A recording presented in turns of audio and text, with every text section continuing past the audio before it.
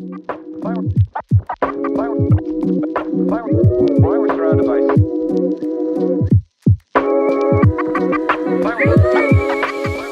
Alrighty. Hi everyone.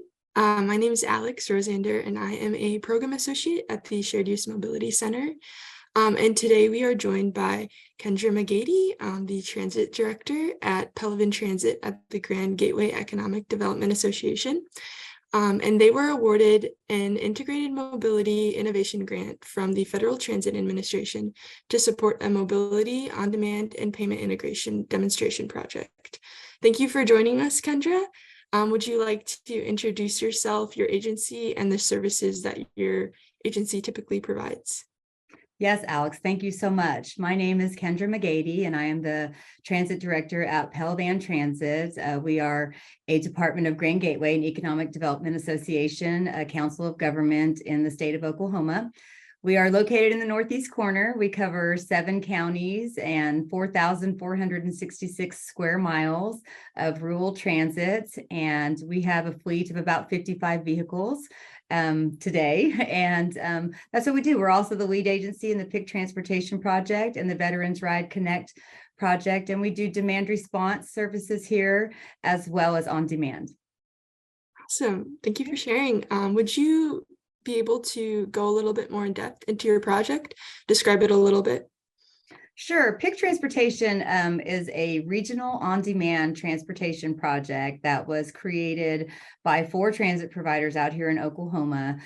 We came together as a group. Oh gosh, it's been such a long time now. It was in 2019, I think, is when we actually first sat down to start talking about creating this unique system that was going to provide a far more fluid and efficient transportation system, far more spontaneous for the individuals that we provide services to. And what we did was we brought together some partners. 4 transit providers are actually involved in this, rural transit providers, along with the Northeast Tribal Transit Consortium, which is one of our operations here, which is a transit service for the 9 tribes of Ottawa County. And the Cherokee Nation is also involved, as we are contract providers for the Cherokee Nation as well. And what we did was we sat down, got together, and began talking about our common problems that we share as transit providers over a very large region, and decided to approach it more regionally. So PIC Transportation actually includes 22,000 square miles of the state of Oklahoma. It covers basically the entire eastern side of the state, and it has been operational since June of 2020. And what we do is we provide after-hours transit services from 5 to 10 p.m. in 21 communities and 10 to 2 on Saturdays. So it's non-traditional transportation hours and really some innovative service model there. Great. Could you go into a little bit on how this project is addressing community needs that maybe weren't currently met before with the traditional demand response services that some of these providers were already providing? Sure. I think the most important thing that it does is that as rural providers, I think that it's common practice that things close down about 4 or 4:30 in the evening. And as we all know, transit may close down then, but life does not. So I think that was the most important thing that we were trying to reach. That was what we were trying to tap into initially, was providing additional services to individuals after work. And the entire fleet is ADA compliant. I want to say that we do use our own drivers and our own public transportation vehicles. So we wanted to enable individuals who are mobility device reliant to be able to travel within their communities after traditional transportation service hours. And we wanted to provide a more spontaneous ability to book trips. This is not pre-booking. There are options for booking through the call center, but this is on-demand technology. This is right now. So many people, if you're baking a cake or you need something for your child's school project tomorrow, you can't always wait until, the next day. And as you know, in rural transit, the norm is to book 2 or 3 days in advance. So we really wanted to bring them a on-the-fly service. And I think we have them. Yes. Yes. Yeah, thank you. I know you touched a little bit on how this project is really focused on using the consortium of 4 rural transit agencies, as well as tribal nations. And I was wondering if you could touch on give us some background on that consortium, how it originally came to be, and then how it kind of has evolved within this program. Okay, good. That's a great question. And, it's really interesting because in Oklahoma, we do a lot of collaboration amongst the transit providers in the northeast corner of the state anyways. And PIC Transportation was actually born in the Veterans Ride Connect, which is a consortium of 6 transit providers, including tribal and rural, the Cherokee Nation, Muskogee Creek Nation, now known as Muskogee Nation. I apologize for that. The Northeast Tribal Transit Consortium. And what we did was we got together about 10 years ago when we did some VCTLI, there was some grant funding out there, and we created this consortium to provide discounted trips to veterans across the northeast corner of Oklahoma and down through the eastern side of the state. So we had been working together and had success in that program for several years. And as we talked about the common problems that we all shared, we decided that we had been successful in working together previously and had forged a very strong relationship, a very trusted relationship. So really, VRC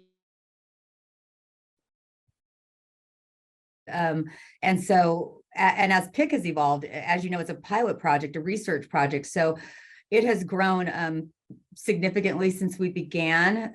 The partnership has grown stronger. We've learned some different, there's turfism and different things that go on there, and billing and reimbursements that take place. And we've really grown together as a team to respect and trust one another, to understand each other's vision. And we support that because, as I said, we have common problems that we're trying to solve in public transit. So basically, it evolved from VRC into PIC, and now PIC is going to move into the daytime system and spread out and bring in some new partners. So the evolution has been strong and quick, to be honest with you. It's been 3 years since we started this, but it's gone by very fast. So. Awesome. I was curious, you did mention about how there is a technology component of this because it is a mobility on-demand service. And I was wondering if you could talk about who the technology partner is on this project and how that partnership came to be. Absolutely. Well, we have long been route match clients here at Pelivan Transit. So when the IMI grant came out, I don't know if you remember this, but it was a key partner grant.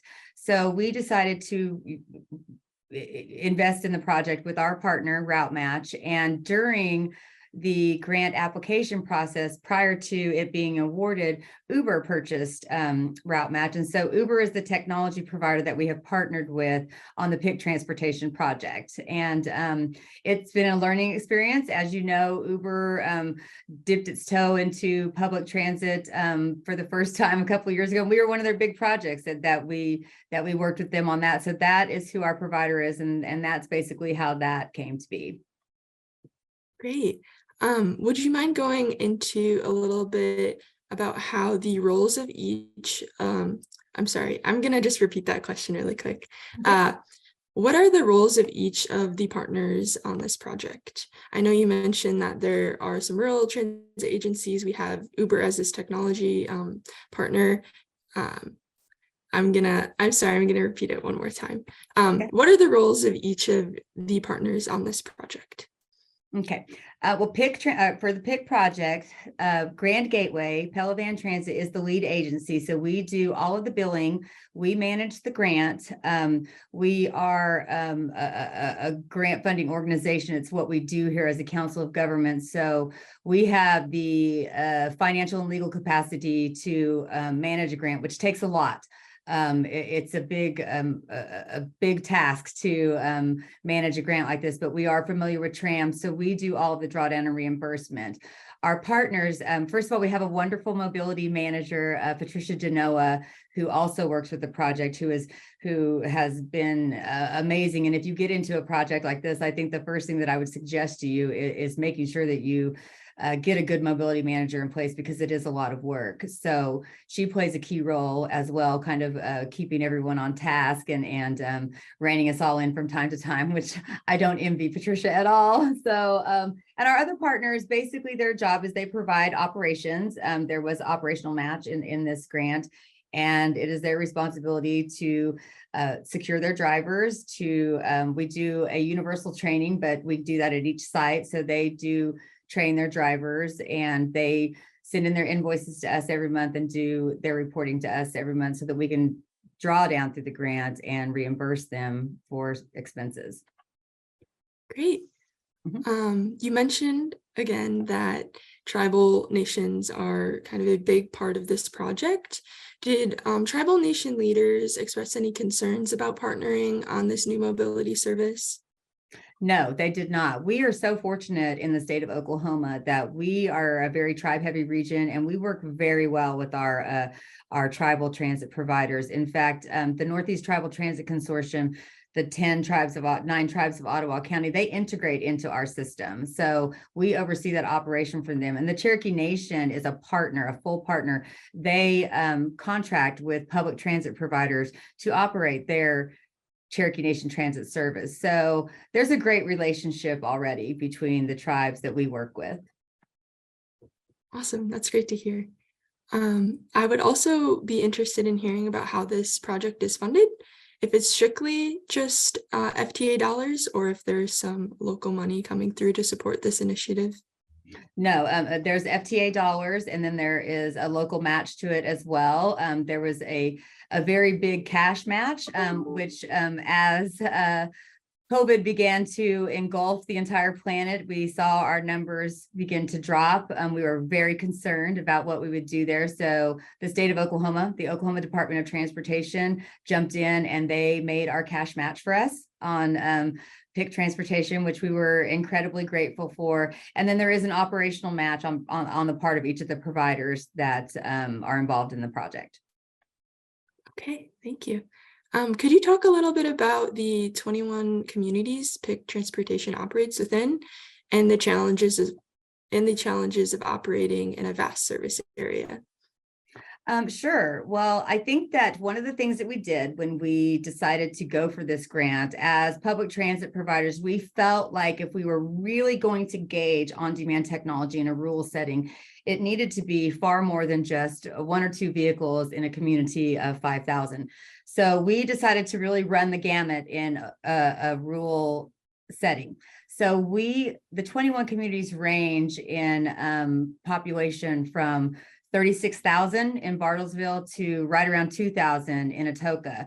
So we are dealing with a lot of different populations here, and but basically the same demographic. We transport senior citizens, individuals with disabilities, millennials, people going to employment. So we've seen our college communities have done incredibly well. I think that younger generation really adopted the technology so quickly, and they have so much going on after hours that our communities, we have Northeastern State University in Tahlequah, which is in the Cherokee Nation, the capital of the Cherokee Nation, and is part of our project, and it's done amazingly well. We're finding that the middle-sized communities are very stable as well, communities with about 5,000 or 6,000 people. Now, our smaller communities, we have a little trouble with. I think that marketing can be difficult in those communities. People might not be as technologically advanced. We've done some in-person trainings and have seen a little bit of an uptick in our smaller communities, but I think that that's where we're down in that part of Oklahoma, in those smaller communities, we're having the slowest service. But everyone's done we're doing great with it. I think that the one thing that we're going to see change in PIC transportation, which is going to be incredibly important, is that right now through the grant, we're kind of tied down to citywide service, and we really want to see that expand so that we can do some inter-county travel here. Because we have a lot of smaller communities that would like to utilize the service to come into different areas. And I think that we would see some of those service areas pick up in ridership if we were able to loosen some of those restrictions a little bit. Within within these communities that you operate in, you mentioned that demographics look kind of similar. There are people with there are people with disabilities, maybe low income. And I was curious as to how you ensure that the PIC transportation service is easy to navigate for those with accessibility needs. Okay. Well, first of all, as I stated, all of our vehicles are ADA compliant. The PIC transportation fleet actually is about 200 vehicles when you look at what each provider has to offer. So that's the most important thing that I want to say. Oh, I'm sorry. Can we stop for a second? Can we stop for a second? I just totally lost my train of thought. Can you repeat That's that okay. question? Yes. Sorry, what just happened? Yeah, we can edit it, so no worries. Okay, sorry. I'm like, I just totally lost my train of thought. Okay. Yeah, I can re-ask the question as well. Okay. So, how do you ensure that this service is accessible to those with accessibility needs? Well, the PIC transportation project is fully ADA compliant. So that's the main accessibility need that I think that we deal with here. And I want to make sure that that's well known. We have a 200 vehicle fleet in PIC, and all of our vehicles, since we use public transit vehicles, are ADA compliant. What we do though is we have a call center at Pelivan Transit. So we are appreciative and respectful of the fact that not everybody has a smartphone and not everybody is a banked customer. So you are able to call the call center. You can and book your trip through there because a lot of people don't have smartphone technologies. You can get into your own account. Uber Central is what it's called. So you have access to your own account through the internet if you have access to internet. If not, you can book on demand through your smartphone. You can pay with a card.